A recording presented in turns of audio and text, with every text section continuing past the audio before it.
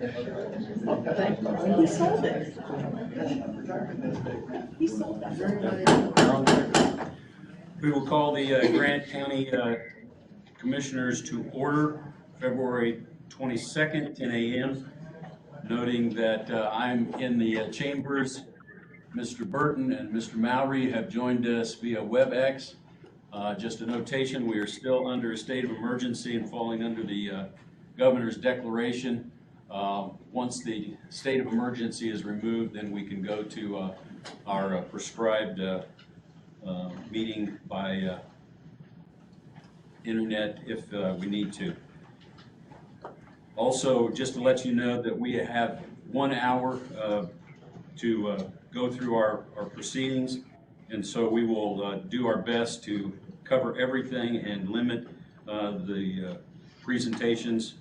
Most of our folks are trying to make that as concise as possible today, and so I would ask, if you would please, would you stand with me? We'll ask Mr. Burton if you would lead us in prayer, and then I'll lead us in the pledge. Okay, very good. Okay, let us pray. Our Father, we thank you for who you are, for your watching care over us. We pray that you will continue to be with each and every one of us and guide the commissioners in what we do and say during this meeting. In your name, amen. I pledge allegiance to the flag of the United States of America and to the republic for which it stands, one nation, under God, indivisible, with liberty and justice for all.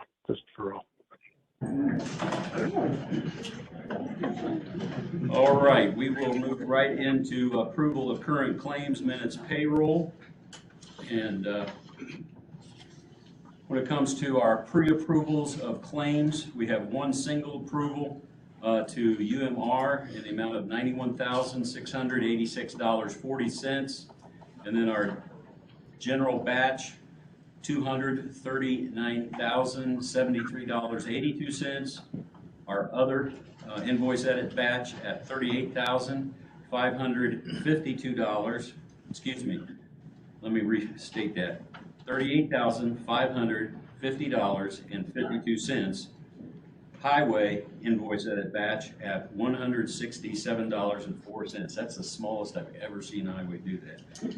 The grand total on our invoice edits is $277,791.38. These were pre-approved, and we would need a motion to ratify the pre-approvals. So moved. Second. I have a motion from Mr. Burton via WebEx, second via WebEx from Mr. Mowry. All those in favor would say aye.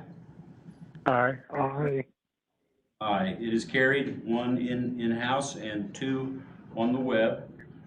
Then today's invoice edit reports, the general batch at $92,788.63.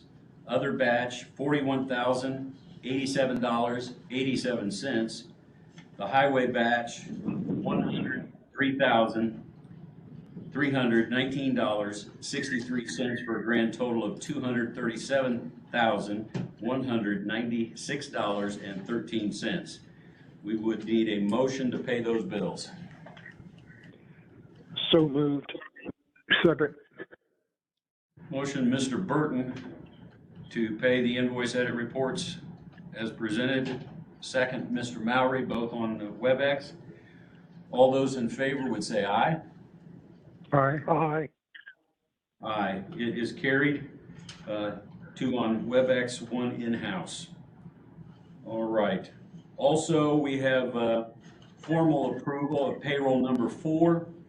Pre-approval was given for that on the 15th of February in the amount of $561,307.70, and that is the gross amount, I believe, is what that is. So we would need a motion to ratify the payroll number 4. Okay. Motion to ratify payroll number 4. Second. Have a motion, Mr. Burton, and second, Mr. Mowry, both on WebEx. And all those in favor would say aye. Aye. Aye. Aye, it is carried. Again, 1 in-house and 2 online. Next item up is we have a recommendation to approve the Tuesday, September 7th, 2021 minutes as presented. We've reviewed those, edited those, and I would recommend that we approve those minutes, gentlemen. I move to approve. Second. Motion, Mr. Mowry, to approve the September 7th minutes as presented. Second, Mr. Burton. Those are both on WebEx. All those in favor would say aye. Aye. Aye. Aye. Gentlemen, I need to ask if it is all right if we use your signature stamps to mark the minutes and the claims and payroll. So approved. Very I good. approve. All right. Next on the agenda, we have the monthly report of the Clerk of Courts, month ending January 31st of 2022. And we would need to receive that. We can do that with your consent. Yes. I consent. Very good. We have received the monthly clerk's report. All right. Communications board updates on elected officials. Any elected officials in the room? Anything from the auditor's office that we need to hear from? Is Mr. Jackson with us today? You want to update us on where we are, sir? Absolutely. Thank you. Good morning. I have a list of Morning. we've got a full house today. So, COVID today, the numbers are down and continuing to trend downward. That's a good thing. The hospital is reporting that they are really in a mode where it is manageable. They still are receiving patients daily, but the entire situation has become manageable for the county at this point. So we continue to improve. Our numbers are looking good, and there's a slight possibility, although I won't be disappointed, but hopefully this week or next we'll move into the orange instead of red. Right. And it wouldn't surprise me if it's next week, but we're at least headed that way. Good. Very good. A couple other things. So Director Hicks and I went to Columbia City yesterday. We was involved with the testing of the new radio equipment. Also, there is scheduled to arrive tomorrow the steel for the upland site. So we're looking forward to that. As soon as I get word of what time that is, we will have to shut down 800 East for a short time for unloading of that equipment. We're moving forward with that. Very good. That would basically be between State Road 22 and 400? Just north of 22, correct. So Yeah. we'll shut it off at 22, and that would be 400 south. The other thing we're doing, and again, we're in a weather situation this week, like the last two, so we're waiting. There is a prediction for anywhere between a half to maybe an inch and a half of rain for Grant County, depending on how quickly that falls, whether or not we see any flooding. But right now, the river was at, I think, a 4 point something this morning. So really not bad shape to start out with that. The other thing we're watching for is the potential for icing at the end of the week. So our partners at I&M, we'll work closely with them and watch that. It's neither here nor there, but did we have an outage? Were you made aware of an outage? We did not to my knowledge, we did not. However, I&M, and they do a good job of predicting that and preparing for it. So they had already moved crews from Michigan down to this area because at one point Grant County was right in the bullseye for icing the last storm. So we dodged the last two bullets. Hopefully we can keep that track going. Good. Okay. I have. Any questions for Emergency Management Director, gentlemen? No. All right, thank you very much. Thank you. All right, other special committees? Hearing none. Marcus, anything from IT?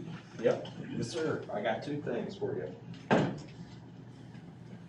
The first thing I have is the AT&T proposal for the fiber project for the towers.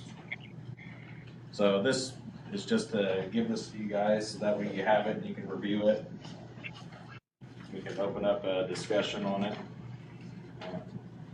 It's good, you're gonna have to translate all this chart anyway for us, so. Right.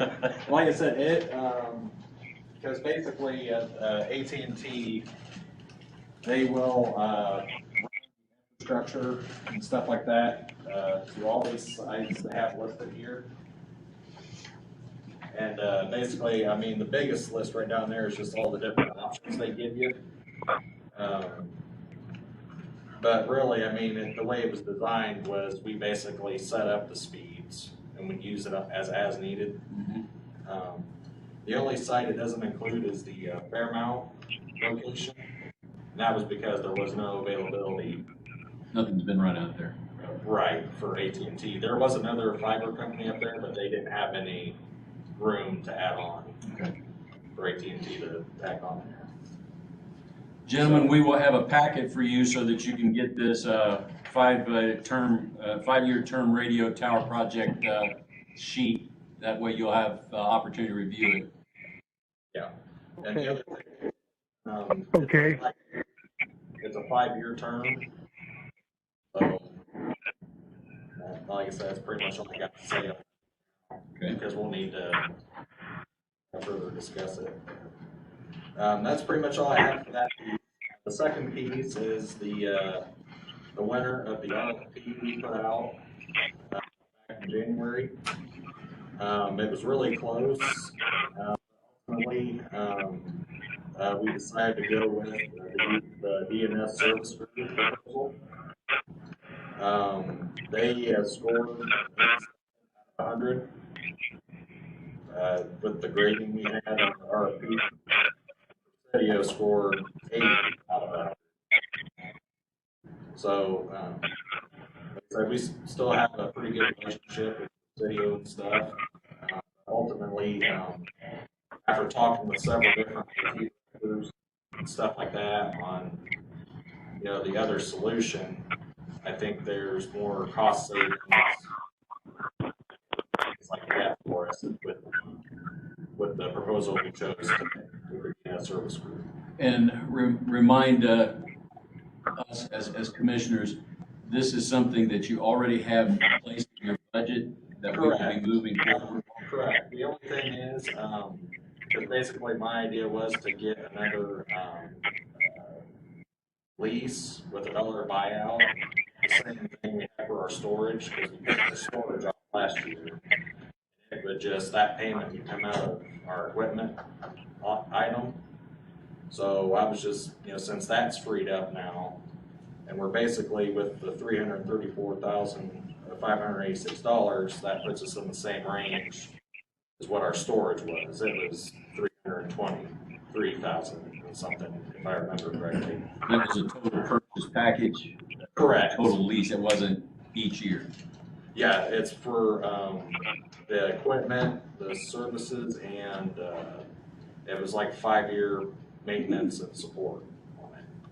That was all bundled in there. And it also came with training as well for myself and Brian and the third person when we get them in. Righty. So, well, I guess I would also need permission to, I don't know if we would need to go to Star Bank or, go to a different few financial places to get loan options for that, or what would be the process for that? Okay.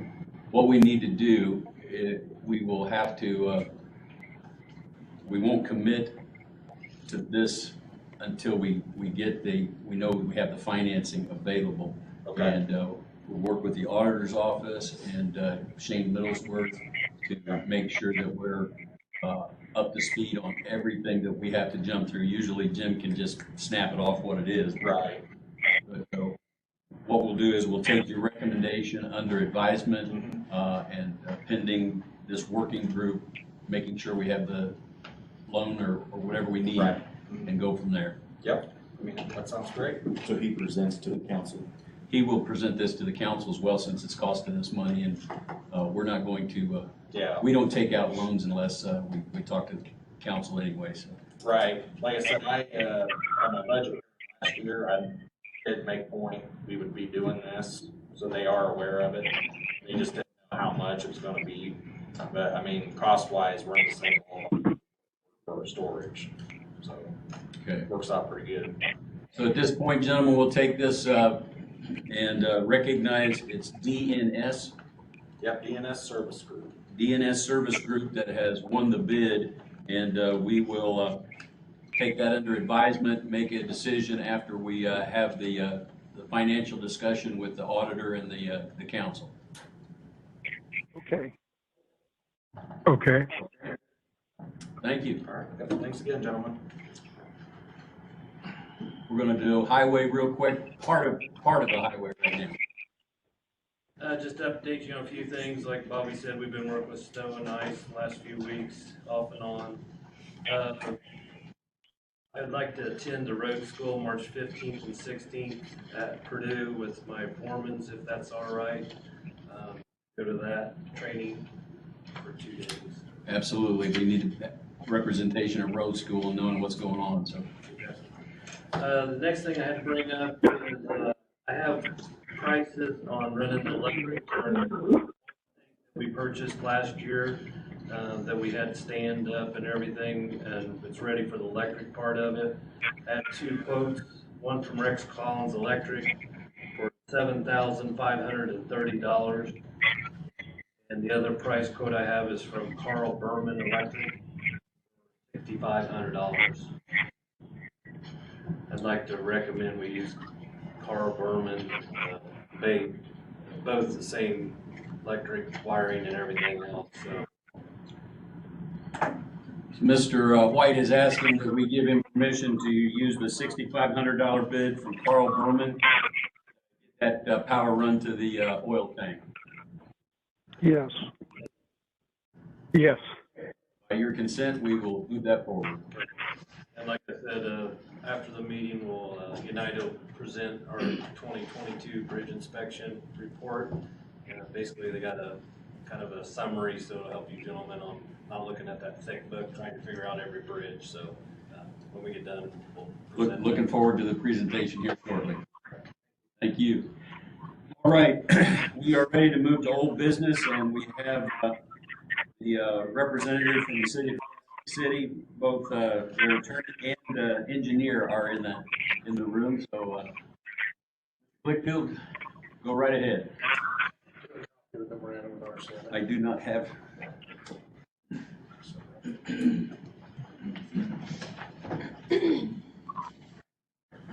So we are here asking that the memorandum of understanding be approved.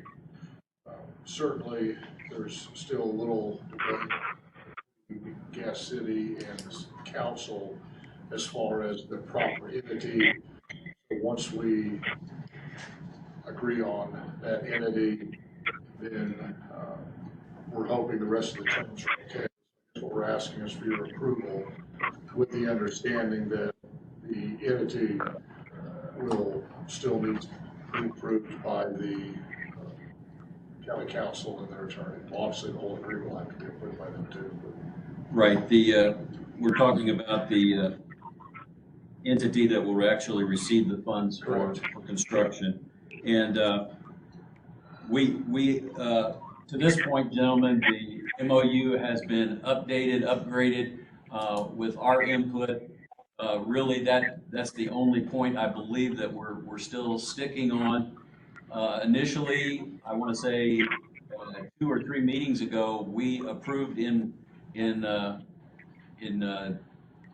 at least in thought, in theory, that we were ready to sign off on a memorandum of understanding once all of the details have been met. So we're still waiting on that one last detail.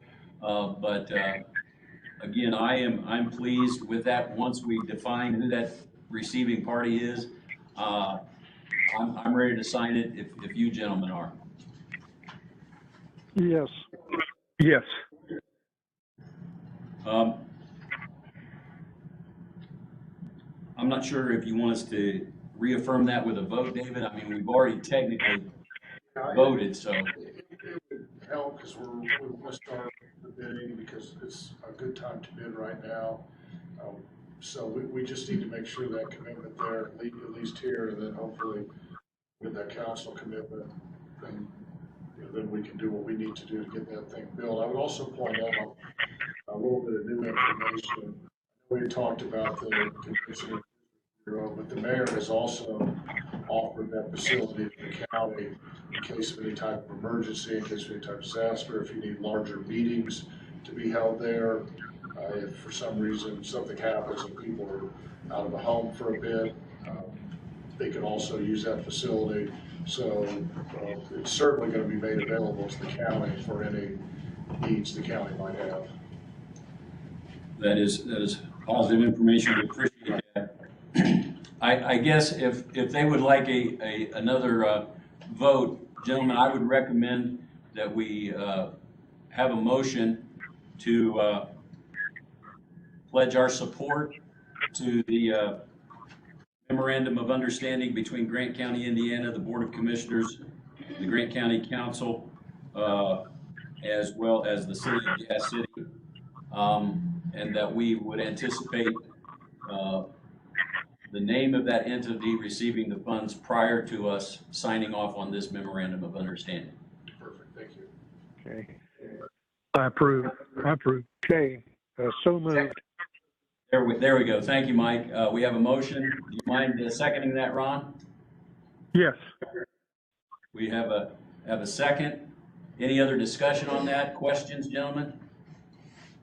No? Very good. All those in favor would say aye. Aye. Aye. Aye. It is carried unanimously to online and in-house. Thank you very much. Thank you. Take care. All right. Moving to new business, we have advisory board appointment. Is Chris in here to speak to that? I'm behind the monitor, sir. Good morning. Morning, Chris. Here's this morning with appointment to the Community Corrections Advisory Board. This is a appointment that's covered by Indiana Code for the Commissioner's appointment, and it's a mental health administrator with the recent resignation of Dr. DiMatteo. Lisa Dominici was recently named as the new head of Grant Blackford Mental Health. So with that, would ask the commissioners to appoint her. Again, this is a 4-year appointment, and it is an appointment that's covered by the discipline-specific position that she holds. Is she? You say the code says that her appointment's for 4 years. Are we at the beginning of a term? Right. Beginning of a term that begins with her 4-year appointment, and then she can, of course, have the ability to appoint a designee if she wants after that. But it is her appointment. We have the request from the Community Corrections Director to appoint Lisa Dominici as our appointee as a mental health administrator for Grant Blackford to this board. Could I get a motion to support that? Yes, So moved. Motion, Mr. Burton. Second, Mr. Mowry. Any questions, comments? No? Hearing none, all those in favor would say aye. Aye. Aye. Aye. 2 online and 1 in the house. Thank you. Thank you very much. Have a blessed day. All right. Next up, gentlemen, we have a report in from the Insurance Management Group. Greg Lane is going to be with us. I'm sorry you don't have the pack in front of you, but we'll have that for you. He's going to explain some things, and we'll go from there. Okay, Greg? they do have the pack that you gave them a pack from last week, right? It's here. Okay, They don't physically. okay.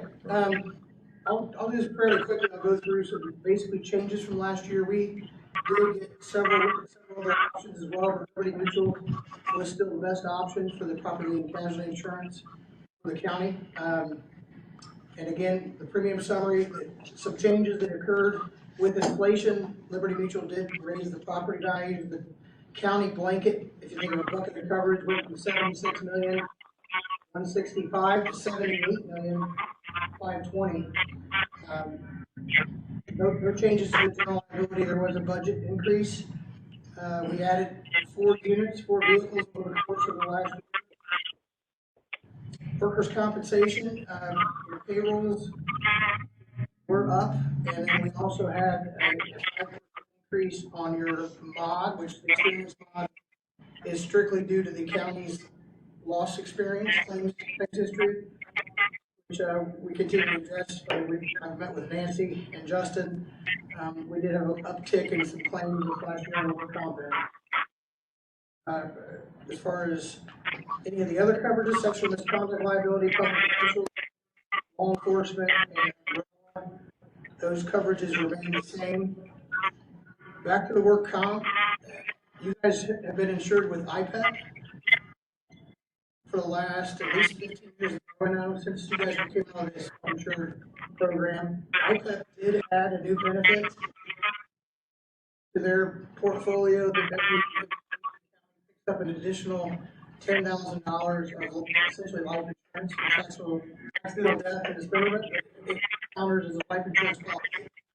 And that's for full-time employees, part-time employees, or seasonal employees. That's something new that they had last year. I think, Justin, you said you were aware of that? Okay. Two big items I want to talk about with cyber liability. Cyber liability continues to be a big challenge for municipalities across the United States. Because of budgets, it's been determined that municipalities are vulnerable.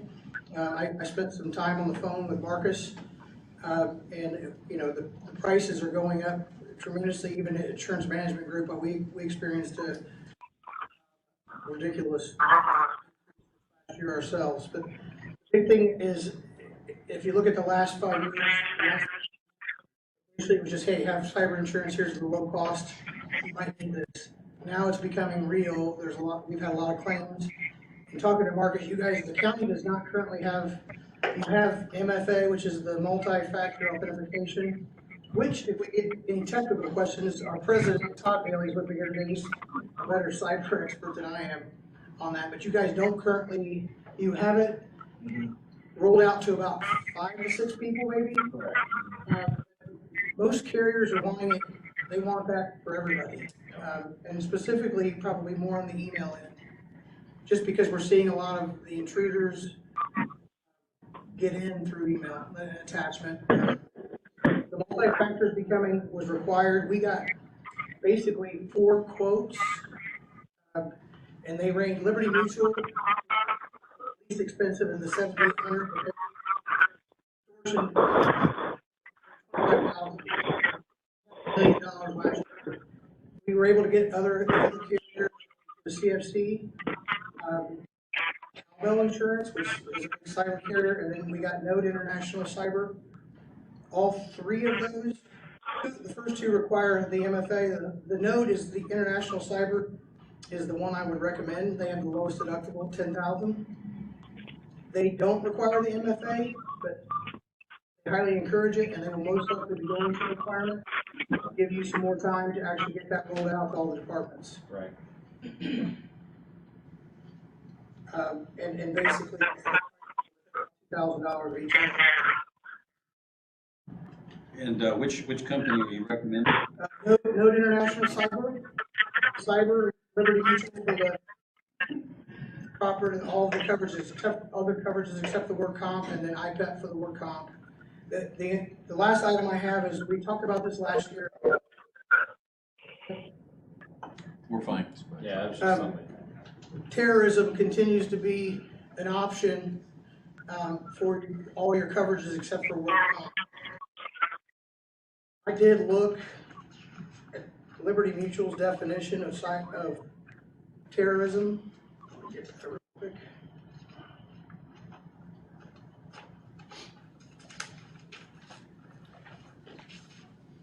A certified act of terrorism is an act that is certified by the Secretary of the Treasury in consultation with the Secretary of Homeland Security, the Attorney General of the United States.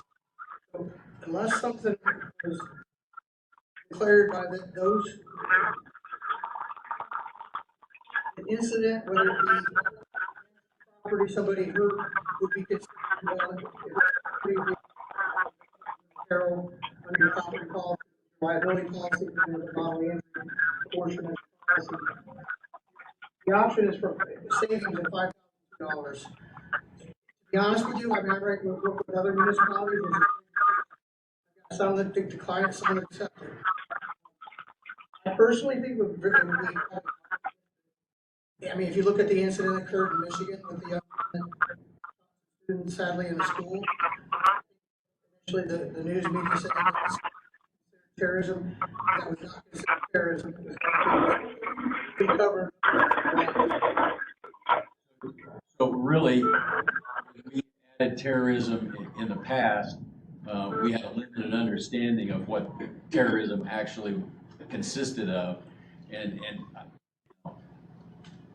the thing that pops into my head is that if at the federal level they're going to declare an act of terrorism, does that kick in the jour clause and those things after the war? It kicks in once they have $100 billion. And that's the terrorism risk insurance. That's the other part of this too, is $100 billion before the government's going to. So the recommendation, at least on our terrorism part of the policy, gentlemen, would be to renew or to seek that, but allow it to fall under our. Depending on which is liability, property damage. Does that make sense, gentlemen? Yes. All right. I think we're going to kind of move away from the terrorism part of the policy. Changes, I mean, and I feel that we'll meet more of a special. Again, after reading the definition, I feel very comfortable. All right. So those would be your recommendations. So I'm going to try and articulate this and see if I get it all together or not. We are being recommended to renew our liability insurance with the Note International, Liberty Mutual, and IPAC policies. Correct. This is something that we do each year, and so it's before us, gentlemen. Are you comfortable with moving forward on that renewal? Yes. All right, we would need a formal motion to accept the renewal as presented. So move.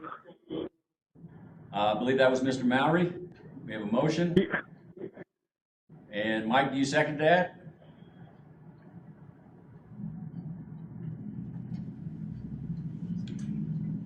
He's online, but I'm not hearing him.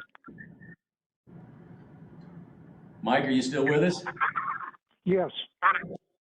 Okay, Ron made a motion to approve the liability insurance renewal. You feel comfortable seconding that? Oh, yeah, I'll second that. Very good, thank you. So we have a motion with for WebEx. And any other questions that you have for Greg at this time? No. No. All right. I have one question before we vote. Property, did you eliminate the Fifth Street? We did, and actually that will come down $284,000. That's on the actual. Yep. And Marcus, on the timeline, after we'll allow. I'd say probably, because it's an enrollment process, basically. I work with all the offices, maybe a month and a half. Thank you. So Justin just got us clarification. The old Shunk Street has been removed and the EMS building out on Garthwaite is added. We are current with all our structures. I think we're ready to vote in favor of the insurance liability renewal. Would say aye.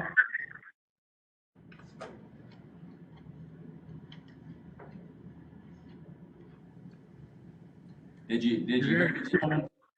You're asking for a motion? We have a motion and we're ready to actually have a vote. All those in favor of renewal would say aye. Aye. Aye. I got 2 ayes off of WebEx and I unanimous. Thank you, Grace. All right, next up is Vince and our maintenance presentation of a jail repair.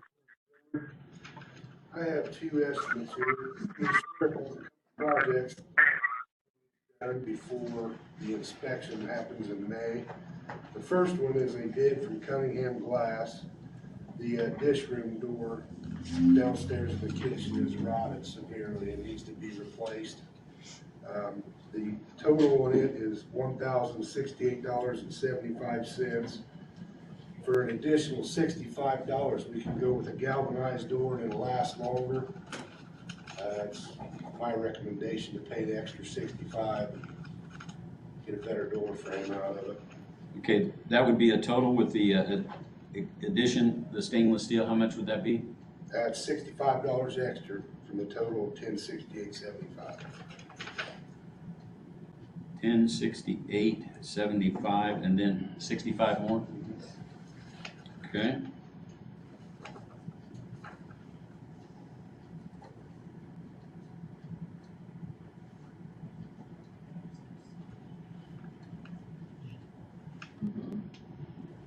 All right. You want us to move forward on that before you make the other? I can present the other one as well if you want. Technically, are they both going to be used out of probably our jail maintenance Yes. fund? Okay. I'd go ahead and make the presentation. Okay. And the other one I have is from Kyle's Fine Paints and Flooring. We have a visitation room up on the 4th floor at the jail. The VCT tile is cracking and coming up. We've since went ahead and taken that out. We have a bid here for $878. That's including the coat base as well, along with the vinyl plank like what they have in the nurse's station over here. Maintenance free, they can mop it and be done with it. Okay. So Vince is asking for the door replacement with the stainless steel addition and the visitation room floor covering. So we would be taking that out of jail maintenance. We do have the funds available. So I would encourage us to move forward if you gentlemen somebody wants to make a motion. Okay, motion to approve.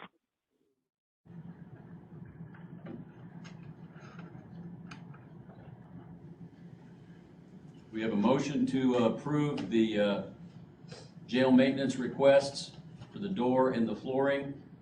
Mr. Mowry, are you comfortable seconding that? Yeah, he'll need to unmute himself, because that's where all that noise was coming from. Okay. Looks like you're muted right now, Ron.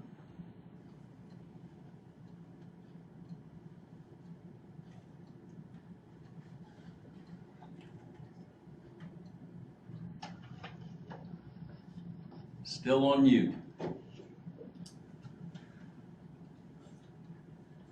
Technology is a wonderful and frightful thing sometimes.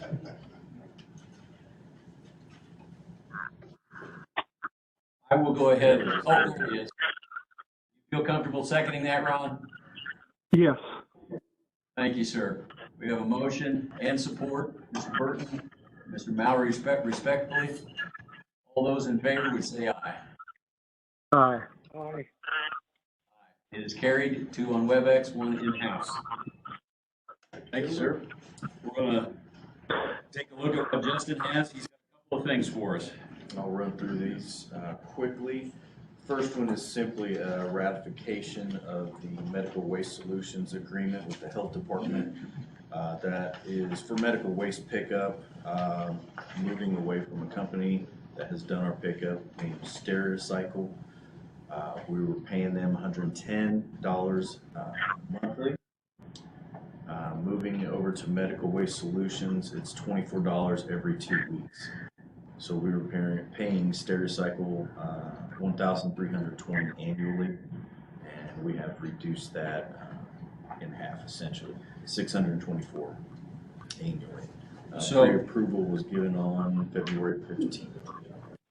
Because of the urgency of the matter, the Health Department asked that the President go ahead and pre-approve that change. I did so knowing that we were saving money, and we would need your review and ratification, gentlemen. Let me clarify just real quick, sorry. We're paying $110 monthly, which is $2,200 a year. They did offer a reduction from $1,320. But we still cut it in half with. Correct. So I we move would- to ratify. Thank Second. you. Motion, Mr. Burton, second, Mr. Mowry. Hearing no discussion, all those in favor would say aye. Aye. Aye. That is 2 on WebEx and 1 in-house. Thank you. Next up. Another ratification, this was for Midwest Pre-Sort Agreement. Pre-approval was again given on February 15th. We were using a mail service, DMS. They were bought out by Midwest Pre-Sort Agreement. They essentially notified us that they were dropping us as clients. In order to continue with our mail, we agreed for a $75 a day fee until we get something else in place. And so the Midwest pre-sort agreement would be our new agreement. Yes. Again, we did that as an emergency. I authorized that as president, and we had to get the mail out. So I, again, seek your review and ratification of that action. Move to ratify. Second. Mr. Mowry made the motion, Mr. Burton seconded. Any other discussion on that? No. Hearing none, all those in favor would say aye. Aye. Aye, and that is 2 on WebEx, 1 on in the chamber. Thank you, gentlemen. Anything else? One more item, sorry.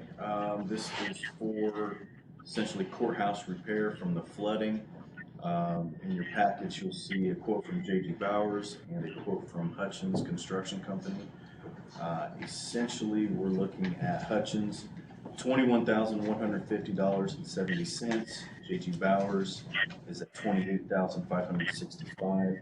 I did have Hutchins go ahead and quote tearing off the paneling in the public defender's office and putting drywall up there.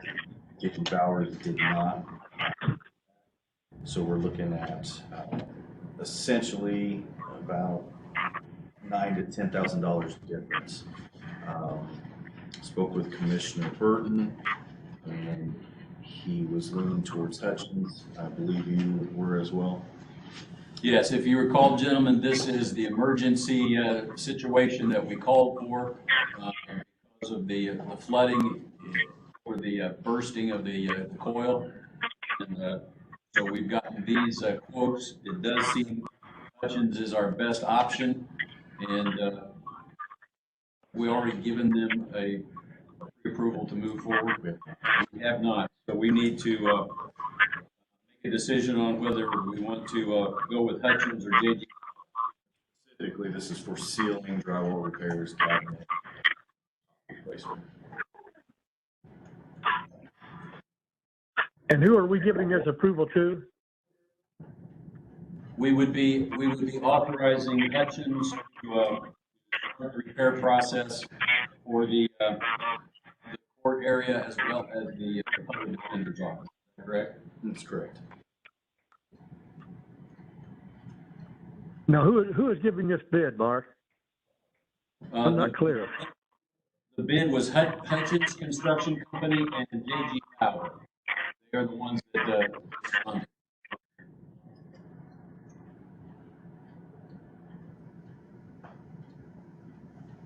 the Hutchins bid came in lower with being provided for us. I think that's our recommendation, is to go.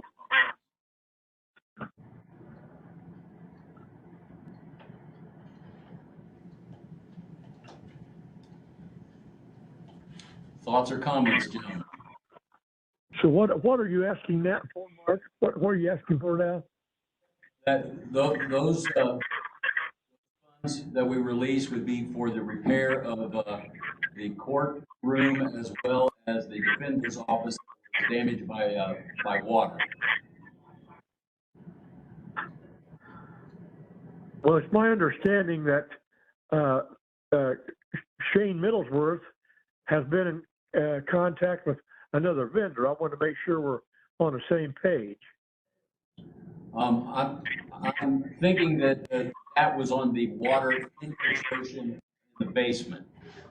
This is the damage that was encountered because of a water coil that flooded 2 of our floors. Okay. And Vince confirmed that yes, they are 2 separate matters. Okay.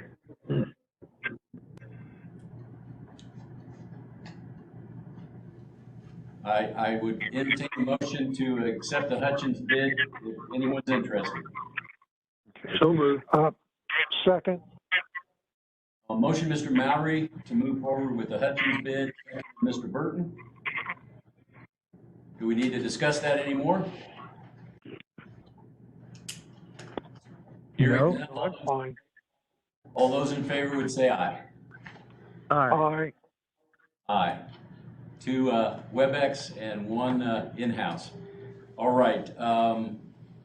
That covers our new business. We want to revisit the Highway Department and the presentation of the bridge inspection.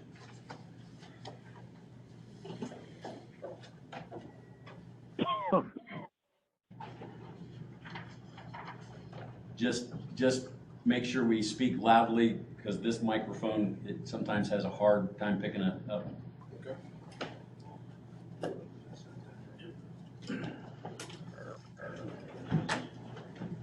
There's one that's in the front.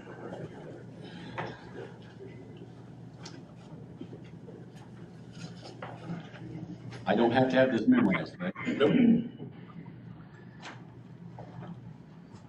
For the record, if you would give us your name and who you represent. I'm Chris Dyer with United Consulting. All right, go right ahead, sir.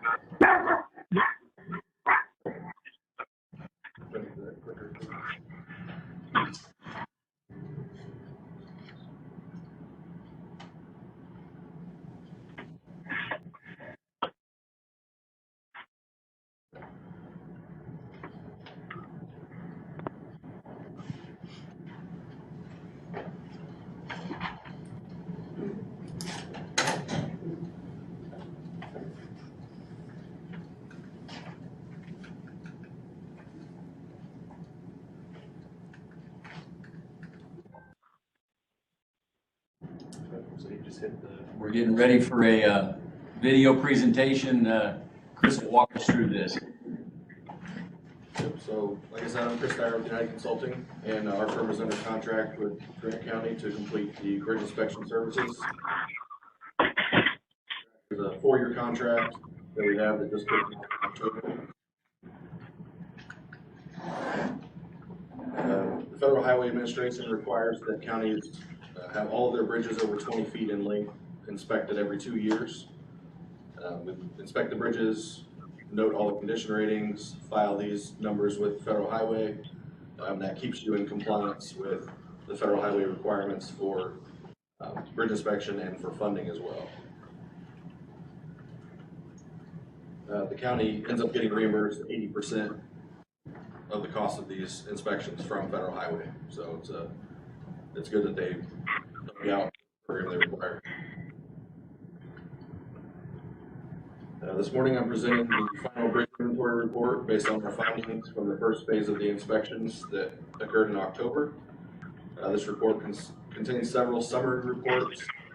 There's they're useful for the county to understand the condition of the bridges in the inventory, and includes an updated bridge asset management plan, which is a requirement to get federal funding for projects. In addition to the summary reports, 192 bridges in your inventory has an structure, inventory, and appraisal report. Information regarding our inspection findings. We have 3 hard copies of these for the county, each binder. Hard copy of the report, all of our inspection photos, a county map, and a flash drive. So on this flash drive, we actually have an interactive digital report that has a county map active within the PDF. You can click on the township.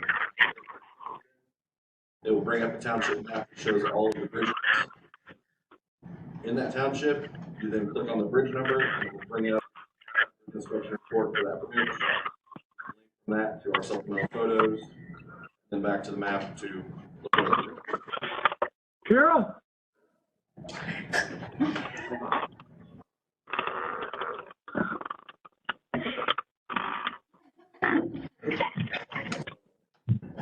As you can see, the report looks a little overwhelming on the surface.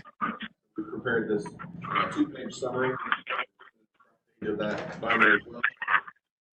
That kind of gives the location of some of the critical summary items that are included in the report that you may be interested in. This includes where you can find a list of maintenance needs for your bridge, summary of the bridges that are posted, as well as our list of should be replaced or rehabilitated. Do we have any bridges falling into hazardous or need to be closed? No, we have Bridge 39 is currently closed. It's scheduled to it starts next month in March. Basically, just saying that fracture critical standards of today's designs and stuff like that. So I just got a question on the fracture critical. That is Bridge 43, galvanized truss. It's in good condition. It's not steel. So any place one of those trusses would fail, we wouldn't be able to pull it up. So it's classified as fracture critical. Those get additional kind of in-depth inspection efforts in the field to make sure that all those connections and the members themselves are in good condition. So on the back side of the summary sheet, you can see some statistics on how Grant County compares to the overall state average for all the counties in Indiana. The average age for the bridge in Grant County is 46 years old, which is right even with the state average. And then typically, depending on the structure size and time of the track, the typical lifespan is 50 to 75 years. So, in order to ensure bridges, it's important to anticipate the need for additional maintenance and upkeep. This work can include concrete patching, bridge deck overlays, placing riprap along channel banks to reduce scour. And I'd like to commend David for understanding the importance of this, the ongoing maintenance effort. And he's been doing a great job of implementing these recommendations that we've been giving to keep these the bridges in good shape and good condition, performing well for the county. This kind of maintenance saves the county money by prolonging the life of the bridges and kind of defers the more expensive and more extensive repair efforts and rehabilitation work that's required. Once the maintenance items are neglected, the bridges deteriorate more quickly, and then it takes more money and on a shorter time frame to get them back. So preventative maintenance is definitely an important part of the bridge program overall. So you can see that Grant County does have 50 more bridges than the state average, and they've also been able to keep the sufficiency rate that are less than 50 much lower percentage than the state average. So basically what that's saying is that the sufficiency ratings are kind of a combination of the bridge condition, the structural capacity, the bridge geometrics, the kind of all those factors go into it. Typically we look at anything replaced. So you can see the state average efficiency rating less than 50 is almost 7%, and Grant County is at 2.5%. So everything's in pretty good shape. Don't heap too much praise on David. Yeah, let's don't be cutting the budget, okay? Right. Gentlemen, do you have any questions right now for Chris on our bridge inventory? He has noted on this sheet our 5 top bridges for replacement, as well as 4 bridges that probably need rehabilitation. And we'll have that information for you in the office. I don't have any questions. No, I don't either. All right. Continue on here.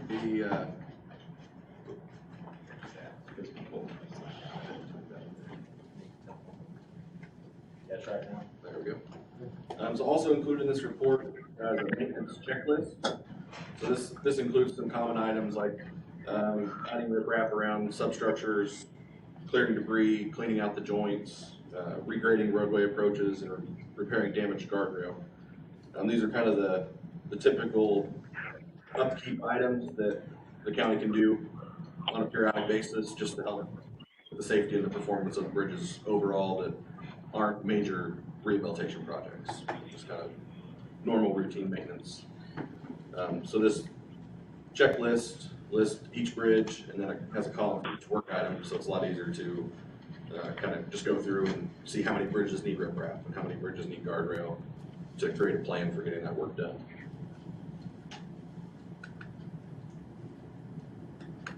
So one of the major goals of the highway department is to eliminate load-posted bridges. This happens by having a plan to replace and rehabilitate these structures. The county currently has 13 bridges that are posted for load. We met with David prior to the development of this report to identify candidates for bridge replacement to further reduce the number of posted bridges. And coming out of this meeting, we did identify 2 bridges that would be good candidates for community crossings. The community crossings program takes applications twice a year for local projects. And that program allows the county to get a significant match on their construction dollars. The turnaround time for community crossings projects are significantly less than going through the federal aid process. So taking advantage of this program is a great way to improve the bridge program quickly and economically.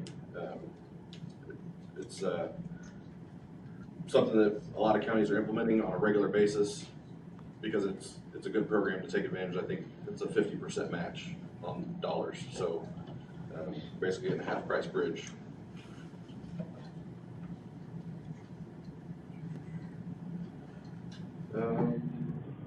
So like I said, preventative maintenance is a good way to defer those more expensive repairs.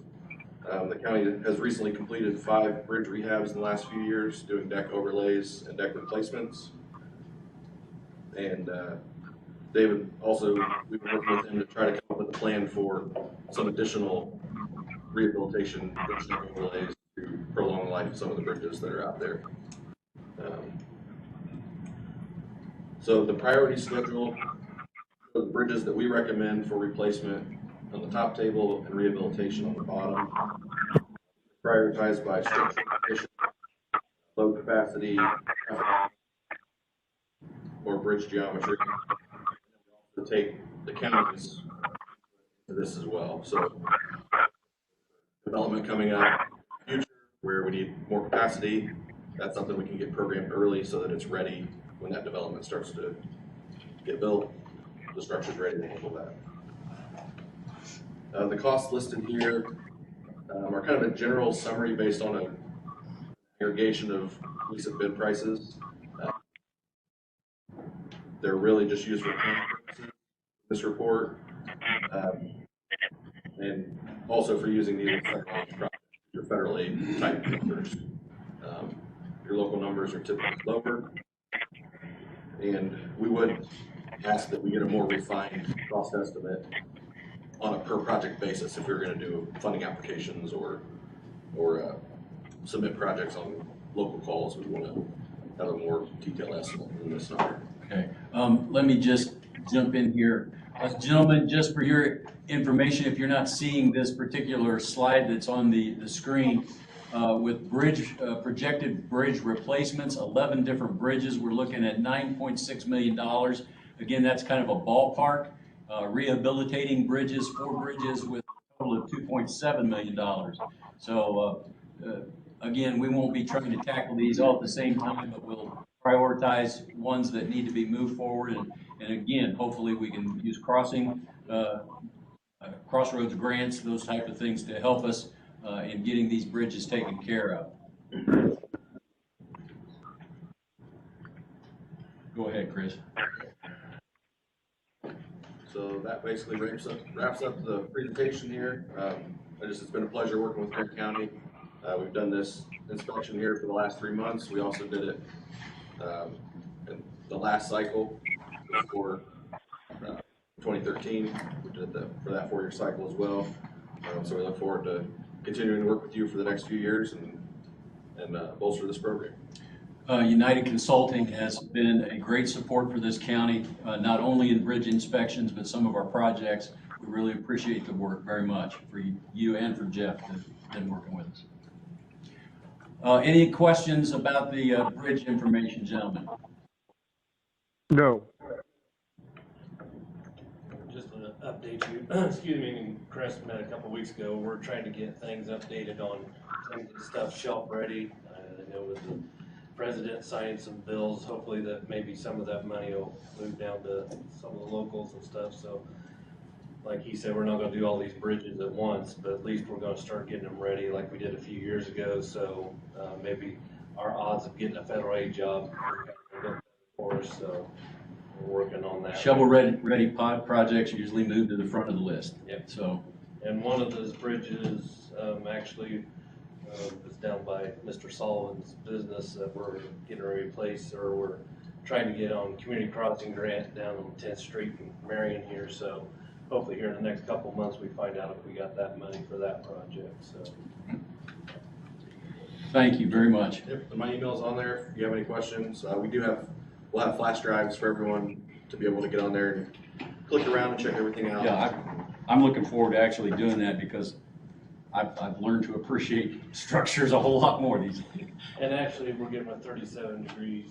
Well, that'll be all on our GIS. So if any resident wants to get on to check, they can look at it themselves. Great. That's an asset. Thank you. And that's on that flash drive as well, the information we're giving to them. Good. Thank you much. Gentlemen, we are past our 11 o'clock change. There's an executive session and a drainage board that's supposed to be happening. Do you have other new business that we need to tackle this morning? No. All right. We do make room for public comment for the Board of Commissioners to listen to. We are going to receive anyone that would like to speak to the Board of Commissioners. Because of the fact that we're already running into another meeting, I'm going to ask, first of all, does anyone in the auditorium or online need to speak to anything other than solar at this time?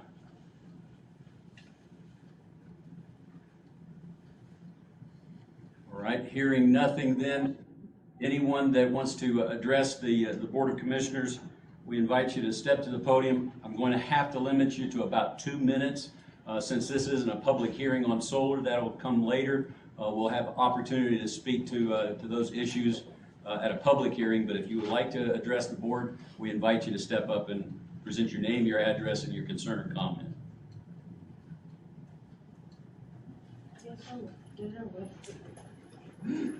My name is Jackie Sheets, 9409 East, 1200 South Gaston. I just want to let you know that I ask that you keep solar decision with the BZA as a special exception and don't let it be a permitted use. That ensures that each solar application would need to go through the same route as any other application for changes of use, property use. So I would appreciate if you keep that in mind. Thank you. Thank you. Anyone else?